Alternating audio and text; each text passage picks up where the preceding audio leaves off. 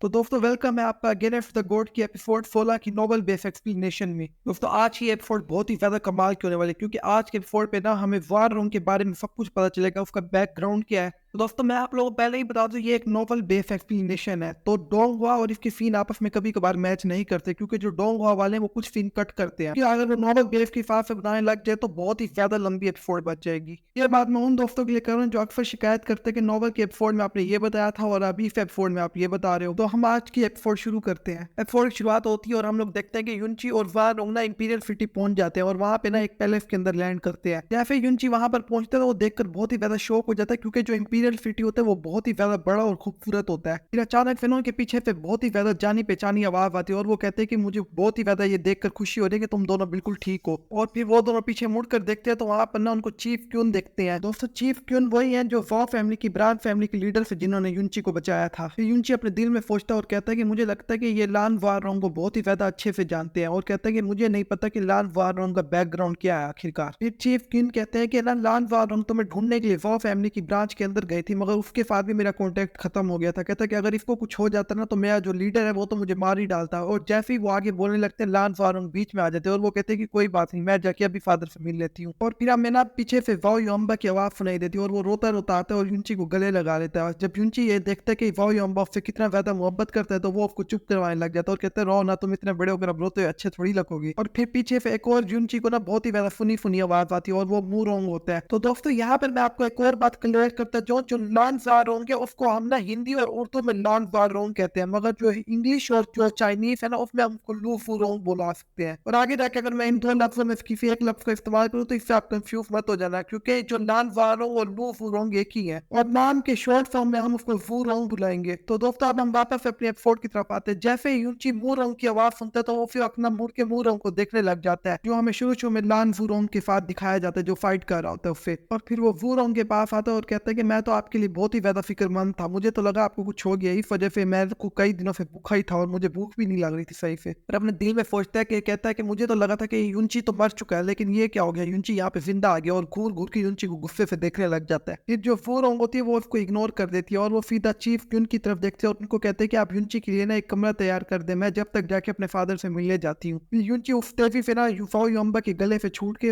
वुरोंग के पास आता है और उसको कहता है कि मैं तुम्हें वहां तक छोड़ आता हूँ। ये सुन के जो वुरोंग होती है वो बहुत ही ज्यादा पटाने लग जाती है और कहती है कि ना मुझे इधर कोई भी खतरा नहीं होगा क्योंकि ये इंपीरियल सिटी है। जैसे ही मुरोंग जो होता है वो ये बात सुनते तो वो ना युनची को बहुत ही ज्यादा जेलस की नजर से देखने लग जाता है। जब युनची देखता है कि मुरोंग का बर्ताव उसके साथ कैसा है तो वो तेजी फिर ना जाके वुरोंग को गले लगा लेता है और उसके साथ ना थोड़ा बहुत रोमांस करने लग जाता है और कहता है कि यार तुम इतना क्यों शर्मा रहे, तुम्हें नहीं पता हमें इतने सारी रातों एक साथ तो सोए थे। जैसे ये बात जो है मुरोंग सुनता है उसका तो एक दम ना ऊपर वाला फरकीडी हिल जाता है और वो तेजी से युनची की तरफ अपनी तलवार लेकर बढ़ जाता है और कहता है कि एक दफा फिर कह के देख। जैसे युनची देखता है वो अपनी दो उंगलियों से उसकी तलवार पकड़ लेता है और उसको तोड़ देता है और उसकी जो तलवार का जो टूटा हुआ हिस्सा होता है वो तेजी से उसकी तरफ फेंकता है जो उसके ना चेहरे पे लग के नीचे जाए गिरता है और उसके चेहरे पे बहुत ही ज्यादा बड़ा निशान आ जाता है और वो खूना खून हो जाता है वहां से। जैसे वो ये देखता है वो बहुत ही ज्यादा हैरान हो जाता है क्योंकि जो युनची का लेवल है वो इस टाइम नीफेंट प्रोफाउंड लेवल 10 पे चला गया है। और फिर वो युनची को खड़ा होकर गुस्से से कहता है तो बस देखता जा, मैं अपने जाकर कफन को बुला के आता हूँ और फिर देख वो तेरे साथ क्या करेगा। और तेजी से उठकर वहां से भाग जाता है। ये बात सुन के जो चीफ क्यून होते हैं वो युनची को कहते हैं कि जो उसका कफन है ना वो इनर पैलेस का स्टूडेंट है और वो बहुत ही ज्यादा पावरफुल है। ये बात सुन के युनची कहता है मुझे इससे कोई भी फर्क नहीं पड़ता, कोई भी मेरे रास्ते के बीच में आएगा तो मैं उसको अच्छा सबक सिखाऊंगा। तो दोस्तों थोड़ी देर बाद फिर हमारा सीन ने एक बहुत ही ज्यादा बड़े और खूबसूरत पैलेस के ऊपर शिफ्ट हो जाता है जहाँ पर ना उसके अंदर एक बहुत ही ज्यादा खूबसूरत लड़की जा रही होती है और ये लड़की होती है वुरोंग। और ये जैसे ही महल के अंदर चली जाती है तो वहाँ पे ना एक पैलेस के अंदर उसको एक ना बूढ़ा बंदा दिखता है जो उसको कहता है कि ना शहजादी आपको बहुत ही ज्यादा अरसा हो गया कि आप महल से गई हुई है, क्या मैं आपके आने का ऐलान कर दूं। ये बात सुन के वुरोंग कहते हैं कि नहीं इसकी अभी कोई जरूरत नहीं है। और फिर वो बूढ़ा बंदा कहता है कि आपके फादर आपको बहुत ही ज्यादा याद कर रहे हैं, आप जाके उनसे पहले मिल लें। फिर यही सुनकर जो वुरोंग होती है वो तेजी से अपने फादर के कमरे की तरफ चली जाती है। जैसे ही वो उस कमरे के अंदर जाती है तो वहाँ पर ना एक बेड पे एक बहुत ही ज्यादा बूढ़ा बंदा लेटा हुआ होता है जिसकी हालत बहुत ही ज्यादा खराब होती है। असल में तो वो होता है जवान है मगर वो अपनी जो बीमारी होती है उसकी वजह से बूढ़ा हो चुका होता है अब तक। और फिर वो जैसे ही वुरोंग को देखता था वो फिर वक्त अपने बिस्तर पर जरा खड़ा हो जाता है और वो कहता है कि मुझे लगा कि तुम्हें कुछ हो गया, मैं तो अपने बंदे भेजने ही वाला था तुम्हें बचाने के लिए। ये सुन के वुरोंग कहते नहीं फिक्र की कोई बात नहीं, मैं इस बार ना एक छोटे से मामले के अंदर फंस गई थी। और फिर वो ना फूरोंग को ना गले लगाए कहता है कि तुम मेरी एक वाहिद बेटी हो जो ना बहुत ही ज्यादा अच्छी है, वरना तो मेरे जितने भी जो बेटे हैं वो सारे निकम्मे के निकम्मे हैं। कहता है अगर वो मेरे साथ रहते तो मैं तो गुस्से से ही मर जाता। फिर उनके पीछे फिर ना एक आवाज आती और वो कहती है कि ना मैंने सुना कि मेरी जो बहन है वो वापस आ गई, इसलिए मैं भी देखने आ गया कि मेरी बहन बिल्कुल ठीक सही तो है ना। और फिर जैसे ही फूरोंग और उसके फादर उस लड़के को देखते हैं तो वो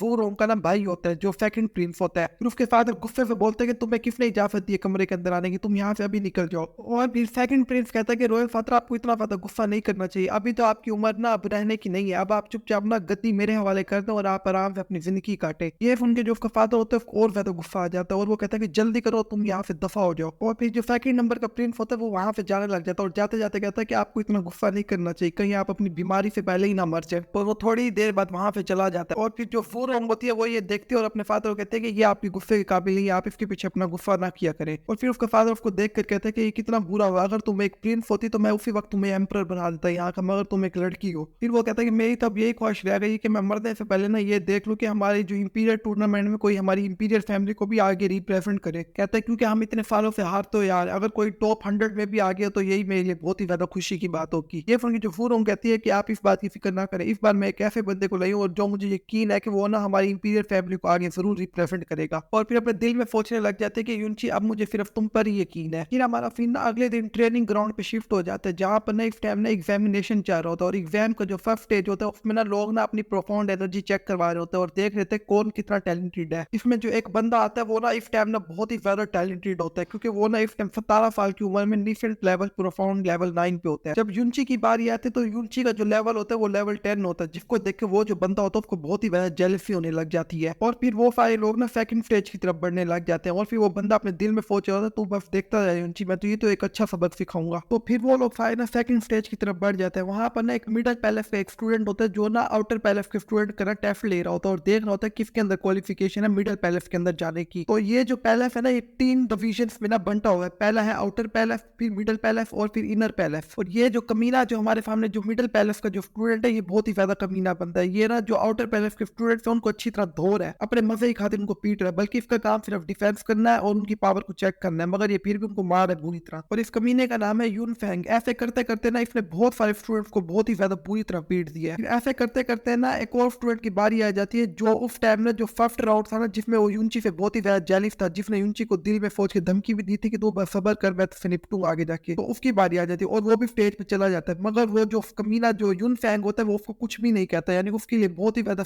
इजी हो जाता है और उसको बहुत ही ज्यादा आसानी से टेस्ट पास करने दे देता है क्योंकि वो जो होता है उसका कजन का दोस्त होता है। और फिर वो जाते जाते ना उसके कान में कहता जाता है जो यूनची या फिर स्टेज पे आएगा ना और उसके साथ उसका एक दोस्त होगा वो भी आएगा, तूने इन दोनों को अच्छी तरह सबक सिखाना है और मैं आगे जाकर तुझे इसका बहुत ही ज्यादा अच्छी तरह रीपे करूंगा। और ये बात सुन के जो यूनफेंग होता है वो उसी वक्त मान भी जाता है। और फिर जो यूनची और जो उसका दोस्त होता है उसका नंबर आ जाता है। पहला जो होता है उस यूनची का दोस्त होता है और जैसे स्टेज पे जाता है वो उसको बहुत ही ज्यादा बुरी तरह मारने लग जाता है क्योंकि वो एक मिडिल पैलेस के स्टूडेंट होता है और ये सारे अभी आउटर पैलेस के स्टूडेंट होते हैं और आपको पता है आउटर पैलेस के स्टूडेंट वाइफ बातें कमजोर ही होंगे ना। जैसे यूनची ये सब कुछ देखता है उसको बहुत ही ज्यादा गुस्सा आ जाता है और फिर यूनची तेजी से अपने दोस्त को स्टेज से नीचे ले आता है और खुद चला जाता है उससे लड़ने के लिए। और जो फिर फैंग यून होता है वो यूनची को देखता है और कहता है कि क्या हो गया, तू इतना गुस्से में क्यों आ गया। वो फिर यूनची बोल देता है कि तूने मेरे दोस्त को इतनी बुरी तरह क्यों मारा, ये तो एक कॉम्पिटिशन नहीं है, ये तो सिर्फ पावर चेक करने का कॉम्पिटिशन है। तो वो कहता है कि मैंने ना मुझे लगा कि ये जो तेरा दोस्त है इसकी पावर बहुत ही ज्यादा है, इस वजह से ना फिर मैंने इसकी पावर की हिसाब से मारा, मगर मुझे क्या पता ये तो एक कचरा निकलेगा। ये बात सुन के फिर यूनची कहता है फिर अब तो भी तैयार ही हो जाए इसके लिए। फिर ये सुन के वो जो फैंग यून होता है वो कहता है कि चल ठीक है मैं तुझे इतना चांस दे रहा हूँ, तुम ना सिर्फ 3 मूव मार और उसमें ना तूने मुझे अगर जख्मी कर दिया ना तो जब जब तू मेरे सामने आएगा मैं ना अपने हाथों के बल चलूंगा। और कहता है कि अगर तू ना कर पाए ना तो तू इसी कॉम्पिटिशन से अभी अभी निकल जाएगा और तू कभी भी इसके अंदर दोबारा क्वालिफिकेशन के लिए नहीं आएगा। ये बात सुन के यूनची यहाँ में मान जाता है। फिर अचानक फिर यूनची के पीछे से एक आवाज आ जाती है और जो यूनची को कहता है कि तुम रुक जाओ अभी यहीं पे, तुम ना इसके ट्रैप में ना फंसो, ये तुम्हें फंसाने की कोशिश कर रहा है। फिर हम उस बंदे को देखते हैं तो वो एक इनर पैलेस का स्टूडेंट होता है और वो इस यूनफेंग से कई गुना ताकतवर होता है क्योंकि ये यूनफेंग होता है ये मिडिल पैलेस का स्टूडेंट होता है। और फिर यूनफेंग की तरफ गुस्से से देखकर कहता है कि तू यहाँ पे फिर बच्चों को मार रहा है और अपनी मजे कर रहा है और तो शर्म भी आती है अपने इतने छोटे और जूनियर से शर्त लगाते हुए। ये सुनकर जो यूनची होता है वो बीच में बोल पड़ता है, कहता है कि सीनियर आप इसकी फिक्र ना करें, इसको तो आज मैं अच्छे से देख लूंगा। ये सुन के जो इनर पैलेस का स्टूडेंट होता है वो फिर चुप कर जाता है। ये जो यूनफेंग स्टूडेंट होता है इसका जो क्लैन होता है इसकी सबसे अच्छी जो टेक्निक होती है वो डिफेंस की होती है और इसको लगता है कि मैं पक्का जीत जाऊंगा क्योंकि 3 मूव में अगर ये मुझे जख्मी ना कर पाया तो मैं तो ऑटोमेटिक ही जीत जाऊंगा। और फिर वो क्या करता है तेजी से अपने क्लैन की डिफेंस टेक्निक ऑन कर लेता है और यूनची तेजी से उसकी तरफ बढ़ता है और एक जोरदार मुक्का मारता है उस पर और जो उसकी डिफेंस टेक्निक होती है वो 1 मिनट के लिए पूरी हिलने लग जाती है जोर पे, और थोड़ी देर बाद ना उसकी डिफेंस टेक्निक टूट जाती है। यह सुनकर फिर यूनची कहता है कि ये मेरा पहला मूव था। फिर वो जब देखता है कि यूनची का जो पंच था वो बहुत ही ज्यादा ताकतवर था, तो वो इस टाइम ना अपने क्लैन की सबसे ज्यादा पावरफुल डिफेंस टेक्निक को ओपन कर लेता है, क्योंकि अब उसको डर लगने लग गया था कि यूनची जो है उसको हरा देगा। और फिर जो यूनची होता है वो अपना दूसरा पंच मारता है उस पे, और जैसे ही यूनची ये पंच मारता है उसकी जो टेक्निक होती है वो टुकड़े टुकड़े में पड़ जाती है। ये देख के जो वो होता है ना यूनफैंग, उसको ना पसीना आने लग जाता है। वो कहता है कि कहीं मैं हार ही ना जाऊं, और फिर वो अपने हार के डर से बचने की खातिर ना एक ना फॉरबिडन टेक्निक इस्तेमाल कर लेता है, जिसमें ना उसकी कल्टीवेशन ना आधी कम हो जाएगी, लेकिन वो जो टेक्निक है वो बहुत ही ज्यादा पावरफुल है। वो ना तब इस्तेमाल की जाती है जब उनको जान का खतरा हो। ये देखकर वहां पे सारे शौक हो जाते हैं। वो कहते हैं कि ये क्या, इसने अपनी जान बचाने के लिए और अपनी इज्जत बचाने के लिए अपनी आधी कल्टीवेशन को खराब कर दी है, और ये टेक्निक ओपन करके खुश होने लग जाता है। और वो कहता है कि तूने अपनी पिछली जो पंच था ना उसमें तूने अपनी सारी पावर इस्तेमाल कर दी थी, अब तो मुझे नहीं लगता कि इस टेक्निक को तोड़ पाएगा। ये सुन के जो यूनची कहता है कि अगर मैं कहूँ कि मैंने अपने पिछले पंच में सिर्फ अपनी आधी से भी कम पावर इस्तेमाल की थी, क्या तू मानेगा ये बात? ये सुन के उसको डर लगने लग जाता है, और वो ये बात के ऊपर शक करने लग जाता है कहीं यूनची फर्स्ट तो नहीं कह रहा। और फिर यूनची जब जैसे ही अपनी जो पंच होता है उसको दोबारा बनाता है, और जैसे उसकी जो शील्ड पे वार करता है ना तो उसकी शील्ड टुकड़ों में पड़ जाती है, और जो यूनची का जो पंच होता है सीधा उसके चेहरे पे टकराता है और उसको जमीन के अंदर गाड़ता जाता है। और फिर यूनची खड़ा हो जाता है और कहता है कि ये मेरी थी थर्ड टेक्निक। और जैसे वहां पे सारे लोग देखते हैं तो वो देखते हैं कि जो यूनफैंग है ना इस टाइम बहुत ही ज्यादा जख्मी हुआ पड़ा, और वो खूना खून हुआ पड़ा ऊपर से नीचे तक, और वो हिल भी नहीं पा रहा अपनी जगह से। और फिर यूनची कहता है कि ना अब ना हमारी शर्त के बकौल जब जब तू मुझे देखेगा तू अपने हाथों पर ही चलेगा। लेकिन अचानक से ना ग्रुप में से ना एक बहुत ही ज्यादा शोर की आवाजें आने लग जाती है, और वो कहते हैं कि हटो मेरे सामने से, और ये यूनची कहाँ है? और वो जैसे स्टेज की तरफ देखता है और वो यूनची से पूछते हैं क्या तू ही यूनची है? ये सुन के यूनची कहते हैं कि हाँ मैं ही यूनची हूँ। और फिर वो कहते हैं कि यार तूने ही मेरे कफन मूरों को मारा था। ये सुन के यूनची कहता है कि हाँ मैंने ही तेरे कफन मूरों को मारा था। और वो फिर तेजी से ना यूनची की तरफ अटैक कर देते हैं, लेकिन जैसे ही वो अटैक यूनची तक पहुंचता उससे पहले ही इनर पैलेस का वो वाला स्टूडेंट ना यूनची के सामने आ जाता है जिसने यूनची को पहले वार्निंग दी थी। और फिर वो मोरंग ये को कहता है कि क्या तू शर्म नहीं आती कि तू ना आउटर पैलेस स्टूडेंट पर अटैक करे इनर पैलेस का स्टूडेंट होने के बावजूद? लेकिन फिर यूनची होता है वो फिर आगे आ जाता है, और वो कहता है कि इस मामले को फिर हम मुझे संभालने दे। फिर वो मोरंग ये को कह देता है अगर तेरे अंदर इतनी हिम्मत है तो 3 महीने बाद आकर मेरे साथ ना कॉम्पिटिशन लड़, और अगर तू हार गया तो जो तेरी जगह है ना जो इनर पैलेस के अंदर वो मेरी होगी, और अगर मैं हार गया तो जो चाहे मुझे पनिशमेंट दे सकता हो, तो जो चाहे मेरे साथ कर सकता है। ये सुनकर जो मूरंग ही होता है वो उसी वक्त मान जाता है, और वो कहता है कि चलो ठीक है मैं तो ये 3 महीने बाद ही देख लूंगा आके। और दिल में सोचता है कि 3 महीने तक तू अपनी पावर कितनी बढ़ा लेगा। और यहीं पर हमारी एपिसोड खत्म हो जाती है। अगर आप इसका नेक्स्ट पार्ट देखना चाहते हैं तो फिर आप लोग जल्द से जल्द कमेंट करें। मैं मिलता हूं आपसे एक बिल्कुल न्यू वीडियो में, तब तक के लिए आप लोग अपना ख्याल रखें।